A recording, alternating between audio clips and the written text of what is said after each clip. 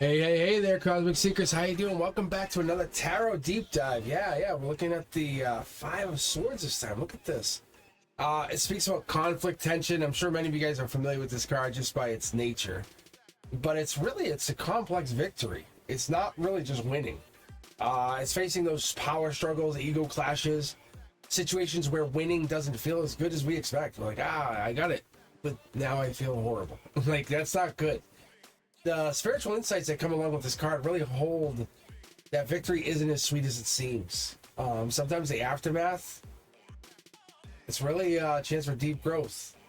The Five of Swords is the fifth card in the Swords suit, but it's more than that. It's that fifth card, but it means conflict, tension, aftermath of a battle. Whether it's a physical fight, an argument, a spiritual battle, it doesn't matter if it's an emotional fight. It doesn't, whatever it comes down to, it's about that. It's really about something about the consequences to the fact that you're not really using this energy. The clarity is being misused or it's misunderstood. It's like the swords always come across the communication, but it's like, look at it like this. Imagine I knew the answer and I was using it against two people. That's different. Look how they're holding all the swords. It's like they have all the information. When this card appears, it's a signal that there's a conflict in your life, whether external, internal. It's a way to overcome the change. But it's overcoming something because the outcome's going to change the way you look because you're feeling empty and you're not really technically winning. The key lesson here is about ego. It's about how we handle victory. It's the cost of winning at all costs. The one who holds the swords, they're obviously standing over defeated people here, but they're doing it where it feels amazingly deceptive because their body language shows a sense of hollow victory or regret, like, yeah, I won, but and you can see it here in their face. And that's what I'm saying, is you can see it up here, and that's what I'm getting is this. The two defeated figures in the background, you get over here, these guys are defending where they almost like feel like they defeated with nothing to come out of it. Lost relationship, respect, integrity, pursuit of victory.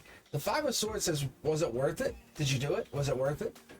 The Swords card, it represents that mental energy, the overcoming communication conflict. But this card, it's about the tools of victory might be misused. And that tension of our thoughts or tension between our partners, that is a problem. And you can see here in the clouds in the sky, it's giving you that, hey, the cloudy sky is not really good. It's a confusion thing. It's tension. Whenever I see clouds, I go, whoa, something's hidden, something's like not right there. There's a confusion that's coming through here. Even though the emotional scars aren't immediately clear, the clouded energy signifies the need for introspection. What is the cost of this conflict? Was it worth it? Did you enjoy it? Because the Five of Swords is connected to Aquarius energy. It's allowing you to say, hey, I won. I had a rebellion. Maybe even I fought something. Your individual self came out. But those intellectual ideas are yours now. How good is that? You're focused on your own vision, on your ideas. You're forgetting to impact on others. That's what this is. This connection highlights the ego to battle and intellectual struggles that come along with it. It arises from relationship after relationship. It doesn't matter if it's personal or professional. It's just going to keep coming up because the key to the lesson here is finding balance. Maybe you're standing up for the truth without trampling on others, but in this process, they're feeling defeated anyway. And I look at numerology, the number 5 tells me the same thing. It's about change, conflict, freedom. It's about getting into the energy of switching it up. But what we're getting into is the conflict leads to change, but it's not on purpose. It's not what we wanted, not what we expected. Is the price worth it? I don't know. From the mystical perspective, the Five of Swords is the law of least effort. That's what I look at because I try to connect to the Hermetic teachings and the mystic teachings of the universe, and I try to figure out what this is going to tell me. What is the least effort? And that's what we're going into because you're really not really trying. Rather than surrendering what's meant to be, you're trying to control it. You're letting go, but you're yielding the most powerful choice. Victory is almost always found through force. And then I look at this and I say, what's the Five of Swords represent in Reiki? How do I look at it? Protection, strength, Chokure energy, maybe? It could be that negative energy that shields us from harm, but the Five of Swords is protecting us without even having conflict. There's all this fallout between your background. They don't even have a weapon. And you're like, I still can get you. It's like, great. 417 hertz allows me to recognize this energy as cleansing energy. It helps clear the emotional residue of conflict, allowing you to break free. If you're having trouble, you're feeling like you're going through this yourself, keep that in mind. 417 frequency allows that energy to kind of reset, rebuild, create space for positive outlooks. And I ask people, how does this apply to you? How does it apply to your friends, your colleagues? Because it's a reminder to reassess the cost of conflict when you're fighting for something that truly, truly matters. Or you're just caught up in the battle of ego. Sometimes the most empowering thing we can do is step away from a fight that isn't serving us. Even if it feels like we're losing in the moment, we can still win. The Five of Swords asks us to reconsider what we have done to handle these victories. How do we create this win? You've won. Oh, you won. But the results do not feel good.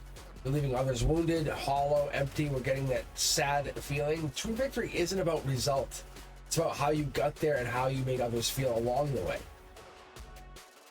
And this card's teaching us, well, peace is more valuable than pride, and that's what it is. The aftermath of a conflict. The aftermath of a conflict is leaving us hollow and empty inside, with the emotional scars really, really pushing through. Doesn't matter how integrity proof you can be. You can say, oh, I can protect against any, but no. You have to come at things with a very pure heart. Because the victory isn't always so sweet. Consider the cost. Protect your energy.